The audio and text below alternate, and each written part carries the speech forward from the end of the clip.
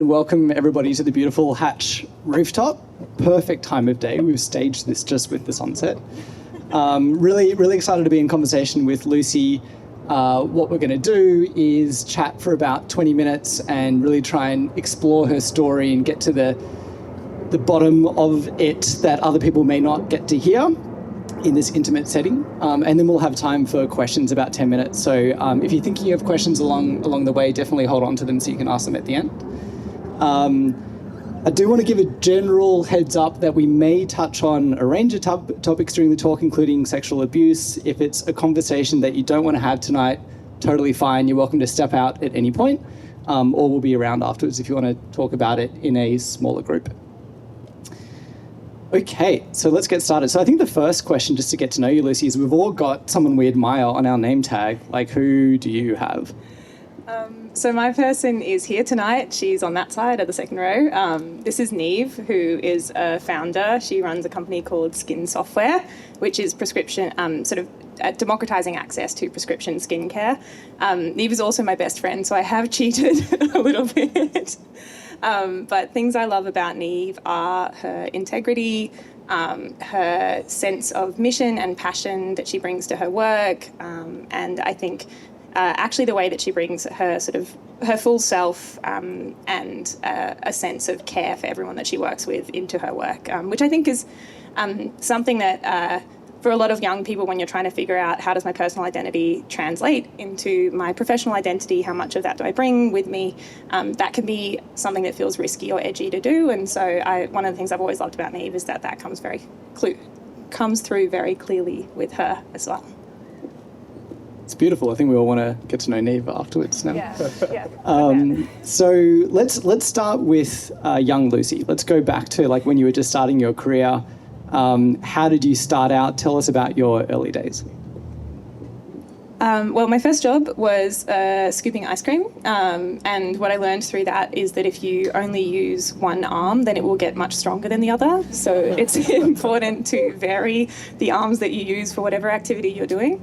But beyond that, so I studied social science. For anyone who doesn't know what that is, I did a mixture of psychology, sociology, politics, economics, all of the things that are about what are the patterns of individual and group human behaviour, how do you predict them, how does things like social change occur, what are the drivers, and how do you think about causation and topics like that. And I think for me, that came from, a very nerdy, teenage desire to change the world. So I did, Model UN and debating and all of those good things. And that seemed like the right thing to study. I was also very interested in business. So my mum tells this story of me going around asking everyone how much money they earned before I realised that it was rude. Not because I wanted to, figure out how to rank them. I was just genuinely curious how the economy worked. And so I think those two passions kind of always animated how I thought about my career. I was I'm really fascinated by how you go from 0 to 1 and how you grow something that didn't exist before and how you get, goods and services to people. And I was also really fascinated by the question of how does social change occur, and are there situations where businesses can have really profound social impact. So that was sort of the background. I ended up studying overseas, so I had the opportunity to go to Cambridge for my undergrad, and I needed to fund that. It's quite expensive, so I ended up taking a lot of consulting internships like you and started my career in management consulting, where you learn a lot of generalist business skills and how to manage people, how to read a balance sheet, how to think about problem solving in an abstract way, all that type of good stuff. And then also caught the startup bug in uni with a small startup with my friends on campus. And so from that point in time, I kind of had startups in the back of my mind. My first job was I joined a company called McKinsey, big management consulting firm. We were working for lots of corporates, where it was an incredible skill set, really helpful to kind of get that experience and exposure at a young age. But I also, from the very first day, was I have a 12-month deadline to leave, which is when they can't take back my signing bonus. And it took me about 18 months to get there. But I had a really strong sense that I was look, this is a great skill set, but it's not what I want to do forever. And I want to make sure that I create accountability for myself around going out and finding things that I want to apply this skill set to. So that's probably the early bit, at least. Very cool. How much money do you make, Lucy? No, I'm just kidding. So McKinsey, so you gave yourself a 12-month deadline. I understand you were there for 18 months in the end, which isn't too far off your 12-month goal. I think that's a lot of foresight to put a cap on a very prestigious job. There was probably a lot of signals at the time telling you to stay on, get that promotion, get that MBA. Why was it you put a deadline on, and like what gave you the wisdom to do that at that age? I think wisdom may be a strong word, but maybe risk appetite, like unusually high risk appetite was one of them. But I think for me, having done like an internship when I was in university, before coming into that job, through the experience of that internship, I'd watched us kind of deliver projects for clients and sat there sort of being like, I'm not sure that I like the mode where you spend 40 or 50% of your time trying to prove to clients that you're creating value and only 60 or 50% of your time actually creating value. And then I thought there are also moments where I think, you become like in terms of your value set when you work for something like a big professional services firm like that, you sort of abnegate a lot of value-based decision making. So in that case, it was... there were moments where we were serving clients, for example, in healthcare, where I was sort of like broadly uncomfortable with the set of incentives that we were having to kind of adopt because they were our clients and they made the decisions about values, and we kind of existed in the world of we deliver the project, but we don't make those decisions about where do you trade off between patient care, cost, and other things. So I think I came in being like, look, this is not a place that I want to stay for a long time. And I'd also seen a lot of people, I think, come into big professional services firms with a very strong set of goals for how they wanted to do social change or for how they wanted to impact problems that were really important to them. And then sort of seeing the mission creep that happens when you're in a job like that. It's very easy to, I think, keep telling yourself there's another hill, there's another skill set, there's another promotion that will make me even better qualified to go do the thing that I really care about over the hill. And then you wake up 10 years later and you're a partner and your mission has become serving corporate transformation in the minerals sector or something, which was not quite what they said when they were 20. So I think there was, to me, maybe a degree of trying to create guardrails for myself to guard against that tendency as well. Which is probably some Puritanism coming through. Very cool. So I guess you jumped off that ride and instead it led you to founding a disruptive sex toy company, which is a pretty cool outcome it led to, and we'll get to that in a sec. But I guess just staying on your early career, looking back on it and that journey you had, I've got a two-part question for you. One, what did you learn that you would pass on to other people at the start of their career? What would you tell your young self now, if you could? And secondly, what would you change? What would you have done differently? Strangely enough, I think things I learned, it's incredibly valuable to have a good professional hygiene. I don't mean do you wash your hands, though that is exceptionally important. Please wash your hands. But it is really valuable to learn the basic skills of being a professional young. So that's how do I run a meeting? How do I think about a project? How do I manage up? How do I manage the relationships that are important in the work that I'm doing? How do I keep myself accountable so I'm delivering what I'm supposed to deliver? All of which is it sounds simple, but having done a bit of hiring and a bit of the work of managing people, that gets you above 90% of candidates almost immediately. So I think learning that early is actually really helpful, and consulting does that really well. It drills that into you.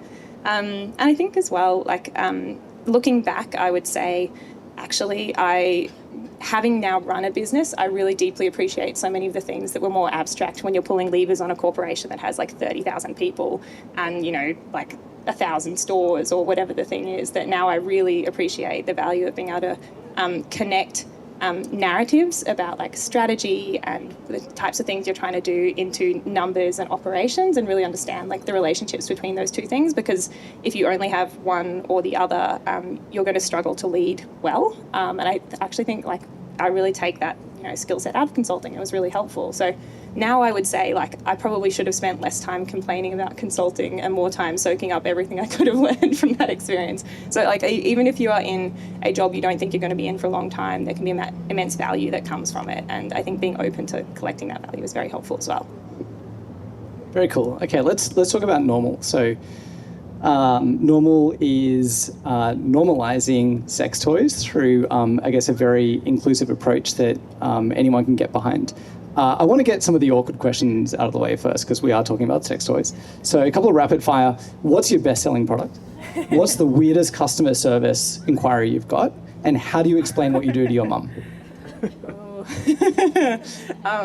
Best-selling product is a toy called Quinn, which is a clitoral air pulse toy. And the reason it's a bestseller, I think, has a lot to do with the orgasm gap. So for people with vulvas, the statistics are basically like people with vulvas orgasm at around half the rate of people with penises in Australian society. So there's a lot of drivers of that. I think our sex education, where we don't really cover pleasure at all, we just kind of get like how to not get pregnant or get an STI. There's also, I think, like the types of sex that we see in pop culture or in pornography, which is like a core learning source for a lot of people. Like lots of those things privilege penis and vagina sex. The stats are actually like about 30% of people with vulvas will orgasm from that, about 80% need clitoral stimulation. And so that's why a toy like that, which for many people is something that helps them have an orgasm for the first time or helps them reliably have orgasms, is actually really important. So you said you were going to get the awkward ones out of the way, so we're doing it. What was number 2? Sorry. Weirdest customer service inquiry. Oh, God. Well, actually, this is something that's happened to me multiple times, but people writing in and saying my dog ate my sex toy or my dog destroyed my sex toy, because they do look like dog toys, unfortunately. So we whenever that happens, we'll be like, just take a free one, like it's fine. So that's probably my favourite. And then how do you explain it to your mum?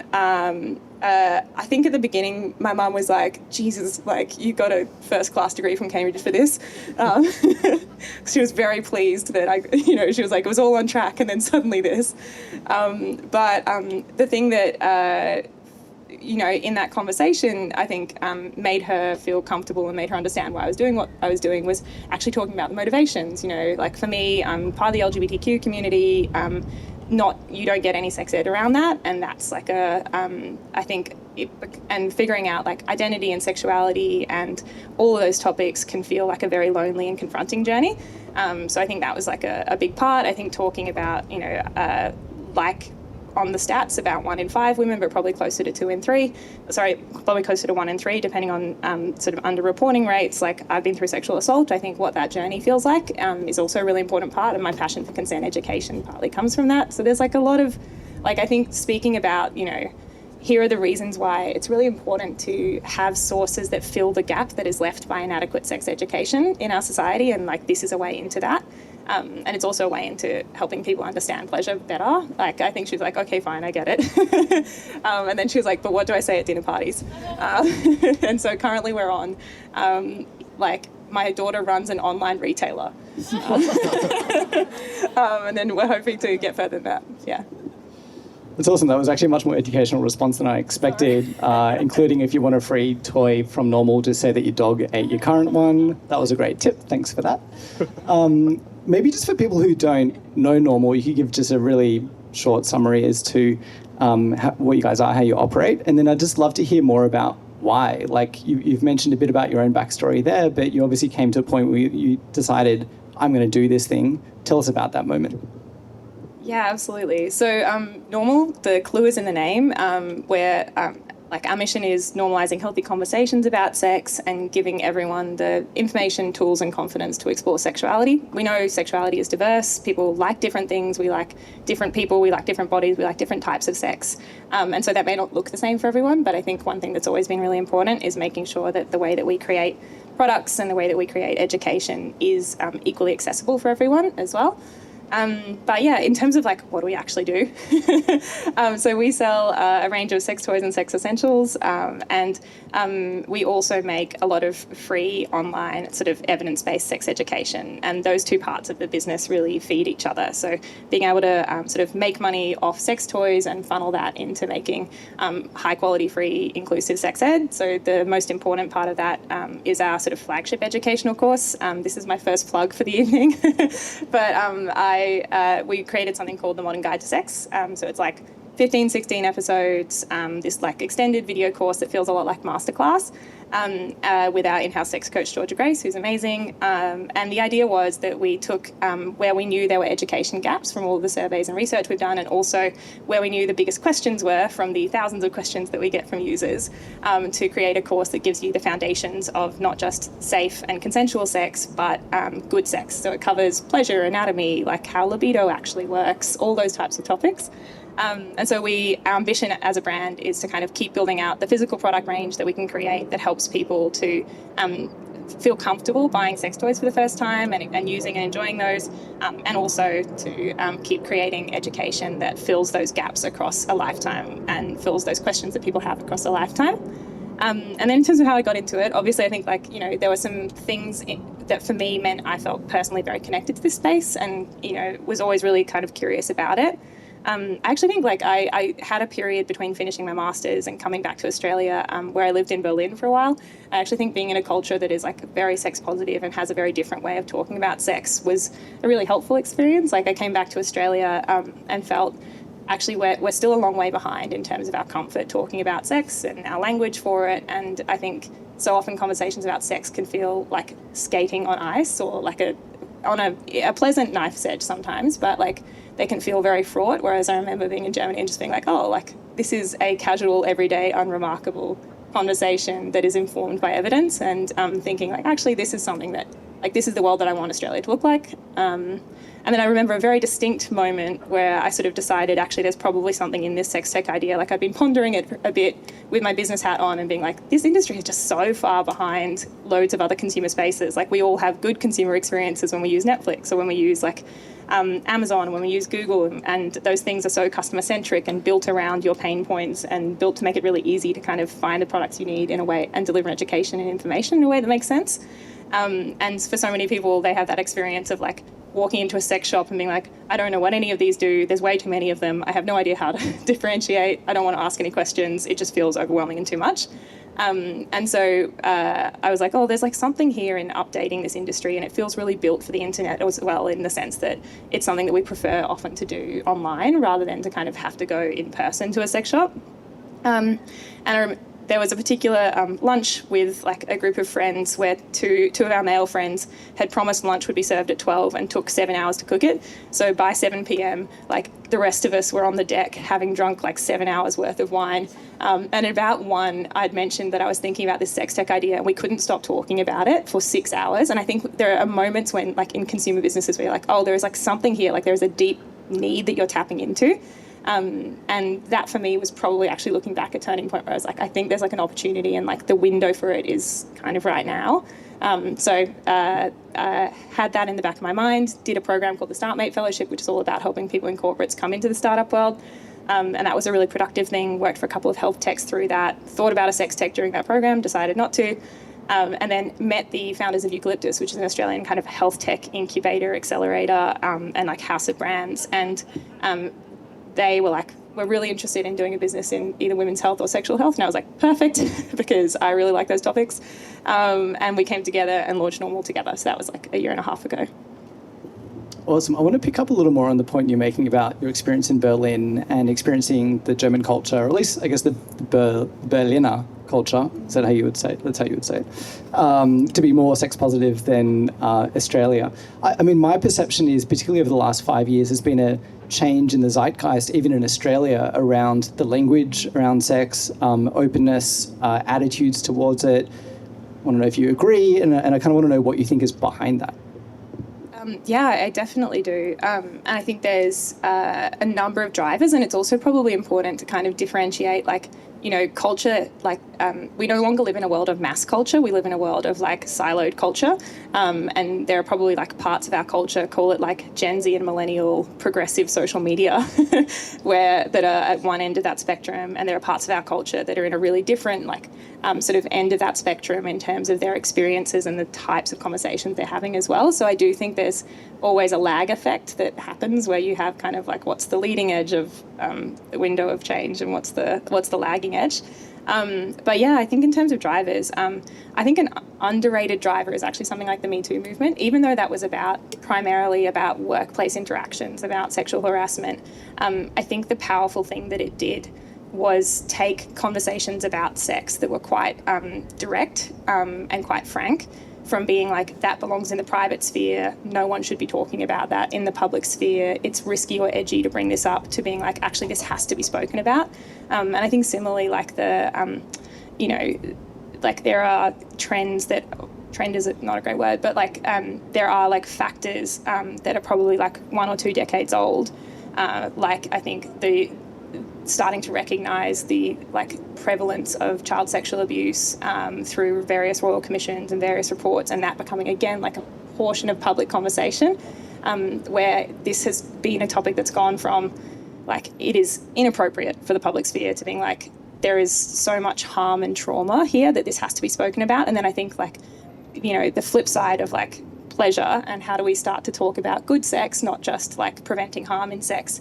You know, I think social media has had an enormous amount to do with, you know, what types of conversations you can listen to and access. So like the fact that we have lots of sex educators who use social media to speak, even like the switch from like broadcast television, where you used to have like 2 or 3 big public broadcasters, to a world of like streaming television, where you can tell hundreds of different storylines for hundreds of different audiences and find audiences for them all over the world, and being able to like foreground shows like Sex Education, or even like shows like Heartbreak High on Netflix, which is just sort of screened and tell different stories and model different ways of talking about sex and pleasure through pop culture, which is incredibly powerful. Like there's a large number of these forces, but actually, interestingly, like a lot of them are underpinned by technology, and technology allowing us to have different types of conversations. So yeah, it's complicated, but there's lots of good things. It's all that coming together. I guess maybe one more question on Normal before we finish by asking a few questions about you as a leader and particularly how you think about hiring young people. One more question on Normal. So I'm interested in the impact you want to have over the longer term. So if you think forward, what future are you envisioning if Normal is really successful? Like what change do you want to see in the world? Yeah, I think like our theory of change is basically like, look, governments are starting to move on things like consent education, digital safety, more expansive kind of physical sex ed. That process will be slow, and that's because there is kind of a window of public opinion, and they will always probably have to orient towards the more conservative sort of the minimum public consensus around what's okay to teach in schools. And so, like, in my view, it will take decades for government to teach, like, sex ed the way that I'd like sex ed to be taught. The exciting thing is that actually, particularly for younger generations who are digital natives, like, the places that we go to learn about sex and relationships and dating and intimacy are the internet. So porn, pop culture, social media, and then friends and partners. And what I want Normal to be able to do is essentially say, like, if you want sex education on on any topic that is relevant and important to having good sex, to having good relationships, to feeling comfortable in your body, you can find it for free, evidence-based, and delivered in an engaging way by Normal.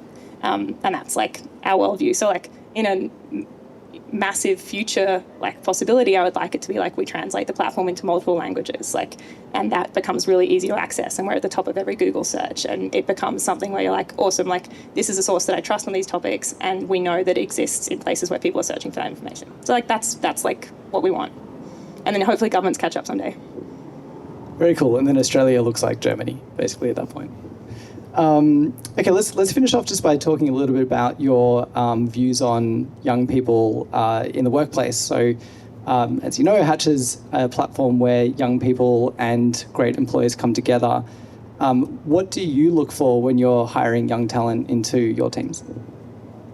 I think as someone with an on-paper perfect resume, not on-paper perfect resumes is probably important. So I think like, I'll just tell a story about, for example, hiring someone who was an incredible sort of contributor to our team.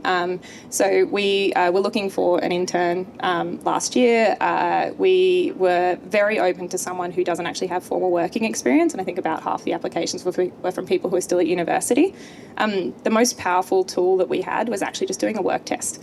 and sort of setting people like, here's 3 different tasks. One would be connected to one aspect of the business. So think like user research, moving into product development on the basis of the user needs and personas that you're developing. One was like a growth marketing challenge, like how would you sort of get X many people to be aware of a product in X amount of time. And I think the other one was kind of an operations focused challenge. And I remember, and we did like, took all the names off. We didn't look at the resumes first. And I remember just like going through these tasks and being like absolutely blown away by this particular one. I was like, oh my God, like if they don't desperately fuck up the interview, the job is theirs.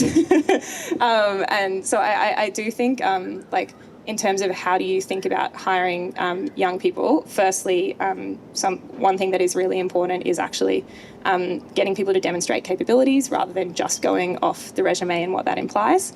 And I think probably the other thing that like I've found to be really valuable is kind of pairing that with cultural fit and understanding people's ways of working as well, because those are kind of the 2 biggest predictors. Like if you have cultural fit and ways of working and the ability to evolve as a professional really quickly, and then you also have the ability to deliver a task really well at the beginning, like that's pretty much what you need, and particularly as a young person, that's what I'd focus on. I think the other thing as well that's helpful in startups particularly is like it's a field where like you are not just like your grades and your internships, like you are so much more than that, and some of the best hires I've seen are people who are like who will give you a resume and then you'll be like, so what interests you? And they'll be like, oh, this passion or this project over here where I like accidentally built like a YouTube channel that has 40,000 followers. I'll be like, oh, like that, I want that. So I think like one thing that I would always recommend to young people is like if you're looking at the world of startups, it's a place that really appreciates like obsession, commitment, and like self-starting, and defining your resume much more broadly than just like the classic resume can be incredibly helpful as well, because those things are really great predictors of being able to work in an environment that's sort of higher on chaos but also higher on a lot of autonomy as well. Yeah, higher on chaos sounds really familiar to me. Hopefully not to the Hatch team members on the rooftop though. I'm going to ask one last question before I throw to any questions in the audience, which is around your leadership style. So what would you say is different about working in one of your teams to working in other teams? And you're very welcome to reference any like fun innuendos or puns that exist in the office. I hear there's a couple of them. Indeed, there are many.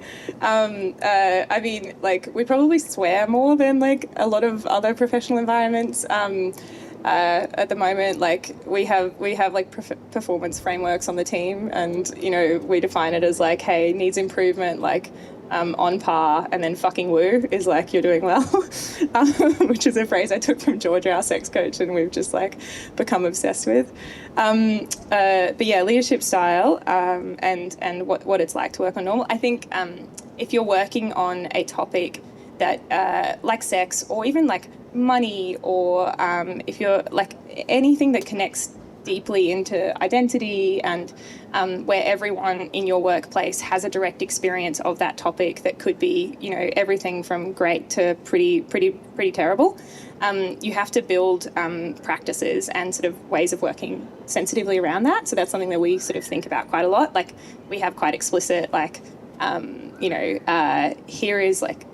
here are things that we never do in this workplace. Like we kind of have a traffic light system for how do we work in a way that's like creative and productive on topics around sex without creating an environment that's uncomfortable for anyone, or creating an environment where people feel triggered or feel sort of like they are having to experience sides of their co-workers' personal lives that they don't want to. So that's a really sort of important balance to get right. So we basically have like we never do these things.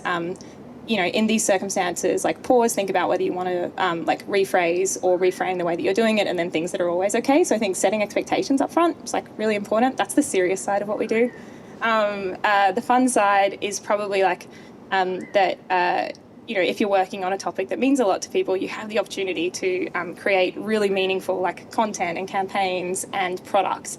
I think thinking about like how do you bridge the gap between getting someone's minimum performance and them just like box checking their job to like how do you get like the absolute best out of the people who are working around you is really important. So one thing that I learned coming into it is like I came out of management consulting and was like, I'm a business king, I know everything. I'm like, I'm ready to be a CEO. And then I came into the world of consumer brands. I was like, I don't know anything. And I was surrounded by these people who are like incredible specialists and subject matter experts at what they do.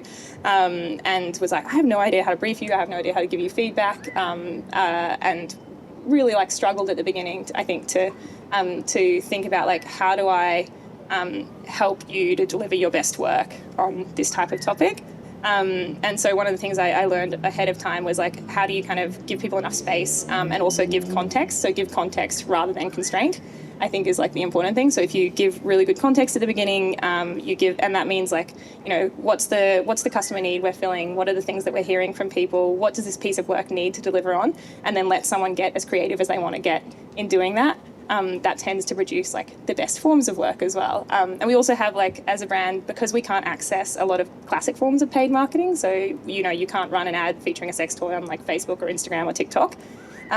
We have necessarily had to become quite good at like guerrilla marketing. And so building like a team building like a set of practices where you can do that. Like we have effectively like a channel on Slack that is like the tactical response channel, where anyone who has an idea can just like pop it in there, and if we think it's a good idea, we'll just do it.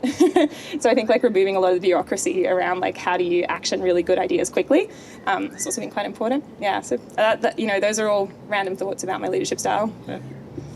Awesome. I love that tactical response idea. I think that's a great one. Okay, I'm going to finish up my questions here, but please join me in thanking Lucy for sharing all those very candid and intelligent insights. We probably ran a little bit over, so we've got time for just like one or two questions before we wrap. So just throw your hand up if you have a question and you can shout it out. And don't be nervous. We're only talking about sex toys here. I have a question for Lucy. A lot of people... Yes, Neve? A lot of people first heard about Normal during COVID on the side of a truck. I was wondering if you could tell us a bit about that. Yes, indeed I can. Last year, obviously, we had that period of COVID where we went back into lockdown, sort of in Melbourne and Sydney particularly. And in Normal, the tactical response channel was activated for when these sort of lockdowns came back in. And we were riffing about, you know, like, oh God, everyone's going back into lockdown. Bondi went back into lockdown first in Sydney. And we were sort of talking about how like everyone was alternately hating on and feeling sympathetic for people in Bondi, depending on your perspective. But you know, someone was like, oh man, they're all just going to be like stuck at home masturbating. And then thus was born a campaign we did where we just like drove these trucks with like a sex toy being parachuted in on a COVID mask with the phrase like "Come on Bondi" as a discount code for 50% off, and the whole joke was like, you know, like use your lockdown productively or like comply with all the regulations and stay inside and find an indoor activity that you enjoy. So we did that as like a first campaign, and it was stunningly successful. And then the country kept going into lockdown in different places, so we kept coming up with more and more innuendo-laden discounting campaigns over the course of like the back half of last year. So we were like, oh God, like the Northern Territory's doing it, and you know, like, oh, we need one for Canberra, and just like kept coming up with innuendo-based campaigns around sex toys. Yeah, and I think like the thing that maybe the insight that you can take from that is, you know, with Normal and with anything around sex, there's kind of a really important balance to be struck between when you speak seriously, when you're doing advocacy or education or research, and then moments where you like lean into the lighthearted, fun, like silly parts of talking about sex, and both of those are actually normalizing the conversation in their own ways. And so I think like with those campaigns, what we were striving for was like humour that felt like inclusive and everyone was in on the joke, not snarky and targeting someone. And so, you know, I think a few times we had to kind of be like, oh, that might be a little on the nose, and like pull back certain things. But yeah, that was like how we thought about it. So thanks, Neve. Love that. Any other questions before we wrap? how do you balance between like the education side of your business and like the product side? Because obviously there's the two sides, and one probably makes more money than the other. So how do you balance between that, and then the content stuff you produce, right? How do you prevent it from just being seen as a vehicle to sell more products? It's a really good question. I think like it gets to the heart of a lot of like for-purpose or like impact businesses as well. Like where do you differentiate impact as, or like positive sort of social work as branding versus something that's just done for its own sake. And I should actually say as well, like I think the education side makes no money. So all the money comes from the product side. The way that we think about this right now is that, we have like certain pillars as a business that link to the theory of change that we have.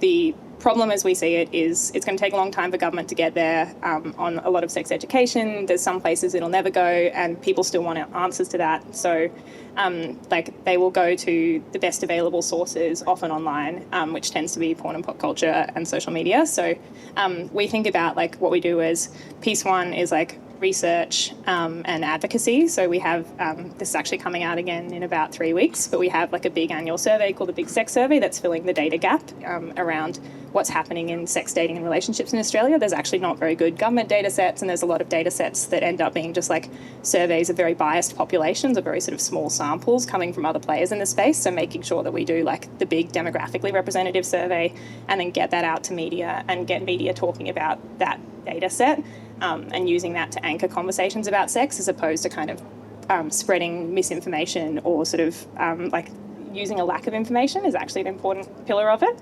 I think a second pillar is actually around like obviously providing high quality free education. And then actually another pillar of it is like providing products that make people comfortable in the space.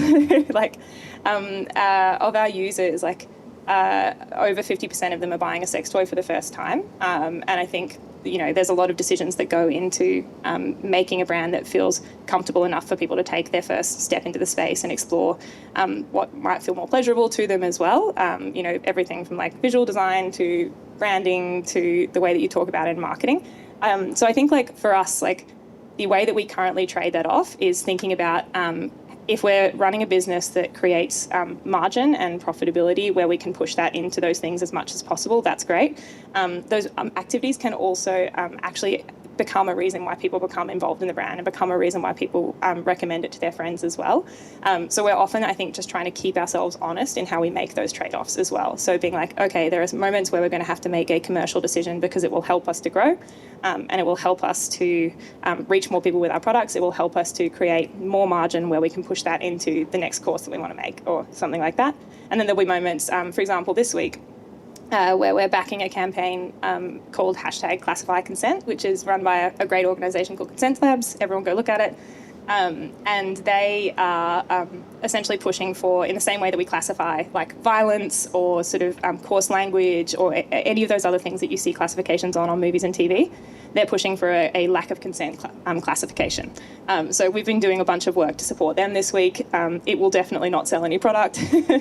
That's not its intent. We are very happy to have a platform that we can lend to them on those types of topics. So I think it's actually like a really clear sense of like, what's our mission? What's our theory of change? What are the pillars that sit under it? And then like keeping ourselves honest when we trade off between them internally. But there are kind of business like for-purpose models that are much, I think, a little bit cleaner, where you're like, we sell toilet paper and 50% of the profits go here or something like that. I think on the surface as a consumer, you can look at those and be like, oh, that's really like clear and easy to understand. The problem with lots of those models is that they start to create perverse incentives. For example, like in growing businesses, if you're doing a like, we donate X% of profits model, which is something that we've considered, the problem with it is that like you are often not profitable. Like as a growing business, or you are like either losing money or just breaking even. And so you get all the branding benefits, but you're not doing any of the work. And so we wanted to be like, okay, what is a way that like makes sure that these things are well aligned and make sure that we are actually like contributing most of all to the mission. So yeah, it's a really tricky one. But if you want to have a chat about this, I'm a massive nerd about it. So would love to. Awesome. Let's wrap there, and please join me one more time in thanking Lucy for so generously sharing her story.